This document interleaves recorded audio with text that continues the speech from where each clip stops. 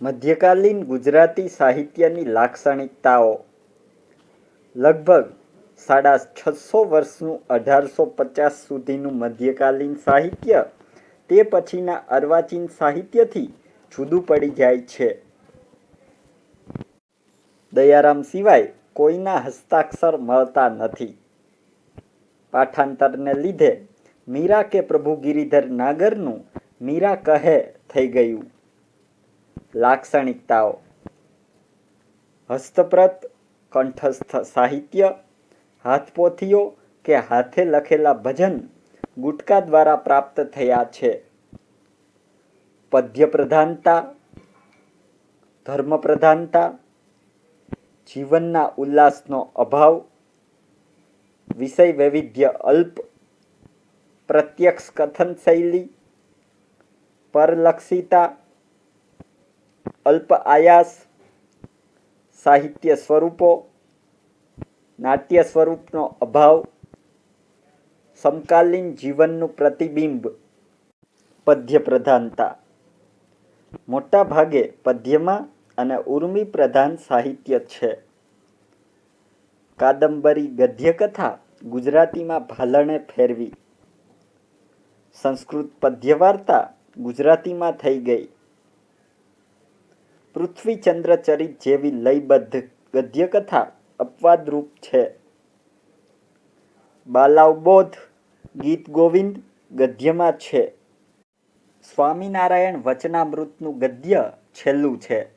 છેક દલપતરામ સુધી પદ્ય પ્રભાવ ચાલે છે. પ્રણય, પ્રકૃતિ અને પ્રભુ એ 3 કાવ્યના સનાતન વિષય છે. 15મી સદીથી ગુજરાતમાં વૈષ્ણવ ધર્મ અને પુષ્ટિમાર્ગ પ્રધાન બને છે. સાથે શંકરાચાર્ય પ્રભુત અદ્વૈત વેદાંતનો જ્ઞાન માર્ગ છે. શક્તિ સંપ્રદાય, શૈવ સંપ્રદાય પણ ચાલે છે. ઉપરાંત સ્વામિનારાયણ સંપ્રદાય, કૈવલ સંપ્રદાય, કબીર પંથ વગેરે પંથો પ્રવર્તે છે. અંગ્રેજીમાં ઈસુ અને ગુજરાતીમાં કૃષ્ણ પરનું સાહિત્ય સૌથી વિશેષ છે. ભારતીય સંગીત કહે છે કે કાના બિન ક્યા ગાના. જીવન ઉલ્લાસનો અભાવ. મુનશી કહે છે કે અર્વાચીન સાહિત્યનો પ્રધાન સૂર નવજીવનનો ઉલ્લાસ છે અને મધ્યકાલીન સાહિત્યમાં જીવનના ઉલ્લાસનો અભાવ છે. મધ્યકાલીન સાહિત્ય પ્રશિષ્ટ સાહિત્ય એટલે કે ક્લાસિકલ લિટરેચર છે. ગોવર્ધન રામે મધ્યકાલીન કવિઓને ક્લાસિકલ પોએટ્સ ઓફ ગુજરાત તરીકે ઓળખાવ્યા છે.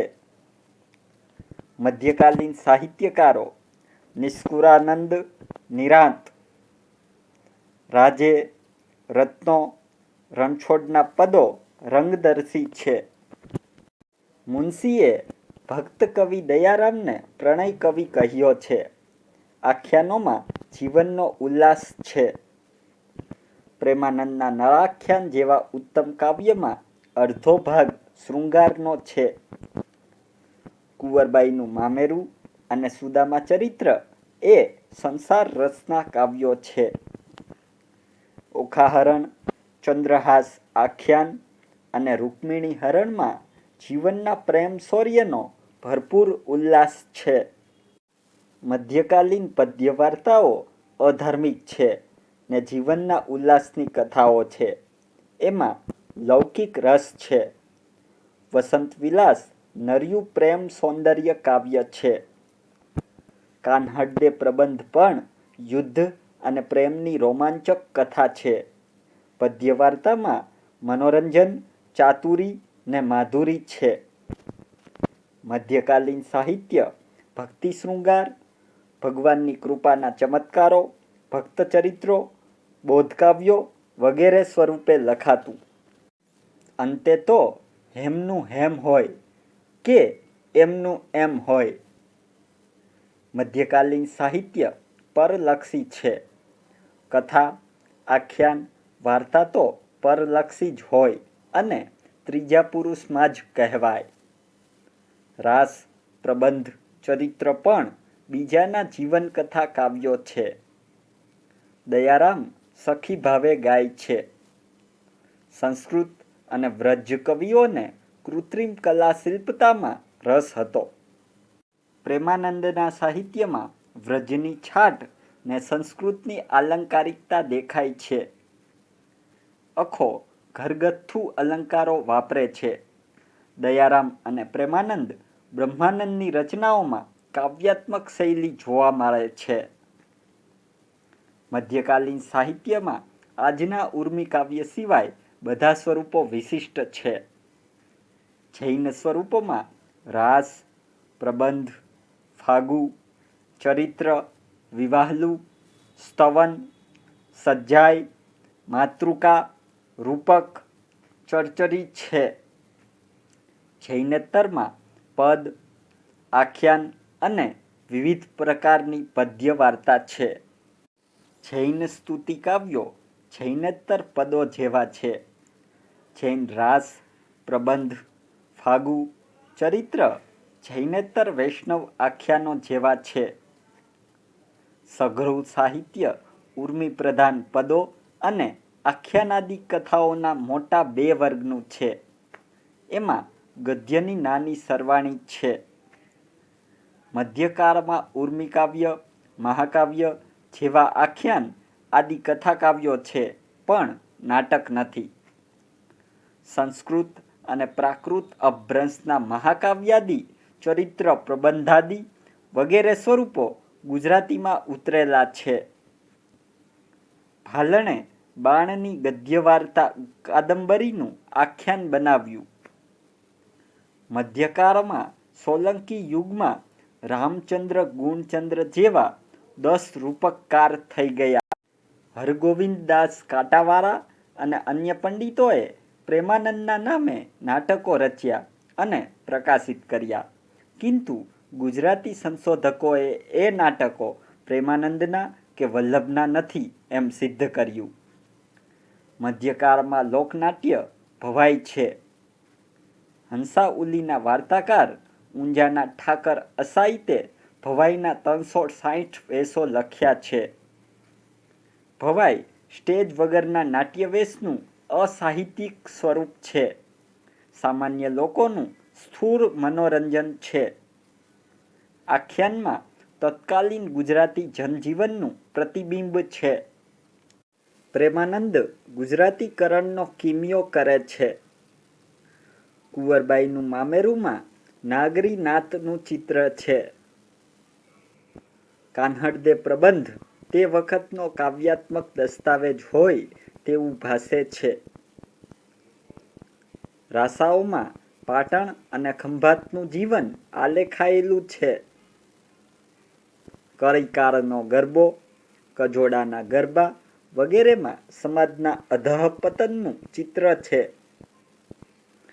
ભાલણ પંડિત, અખો જ્ઞાની અને પ્રેમાનંદ આખ્યાન કવિ હતા.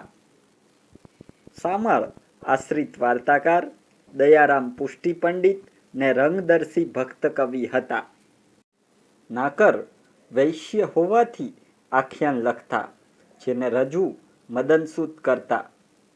આ કવિઓ અને સાહિત્યકારોમાં નાગરો, હરિજન, ચમાર, ઢાઢી અને ડોડિયા શેઠજી, જનતાપી તેમજ માંડણ બાંધનારા હતા.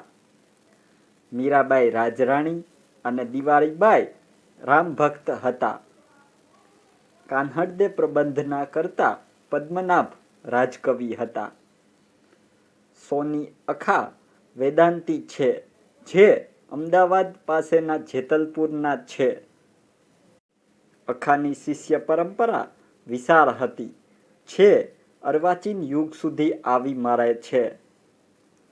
આ કવિઓમાં નરસિંહ, મીરા જેવા રંગદર્શી, અખા, ભોજા જેવા વાસ્તવદર્શી અને પ્રશિષ્ટ પ્રેમાનંદનો સમાવેશ થતો હતો. દયારામ નિજાનંદે ગાય છે. પ્રેમાનંદ શામળ કોઈ આશ્રયદાતાની સૂચના પ્રમાણે કૃતિ રચે છે. પ્રેમાનંદ કહે છે, બુદ્ધિમાને કથા કીધી, કરનારે લીલા કરી. ભટ્ટ પ્રેમાનંદ નામે શીશ, શ્રોતાવદન બોલો જે હરી. સુદામા ચરિત્ર 14.15 અખો કહે છે, જ્ઞાનીને કવિતા ન ગણીશ. મધ્યકાલીન સાહિત્યની સિદ્ધિરૂપ કૃતિઓ: વસંત વિલાસ, માધવાનલ કામકંદલા દોગ્ધક, ત્રિભુવન દીપક પ્રબંધ, કાન્હડદે પ્રબંધ, રણમલ છંદ, પૃથ્વીચંદ્ર ચરિત, હંસાઉલી પોતાના સ્વરૂપની વિશિષ્ટ અનુપમ કૃતિઓ છે. પ્રેમાનંદના નળાખ્યાન, સુદામા ચરિત્ર અને કુંવરબાઈનું મામેરું એ 3 શ્રેષ્ઠ આખ્યાનો છે. સામરની સિંહાસન બત્રીસી ઉત્તમ વાર્તા સંગ્રહ છે.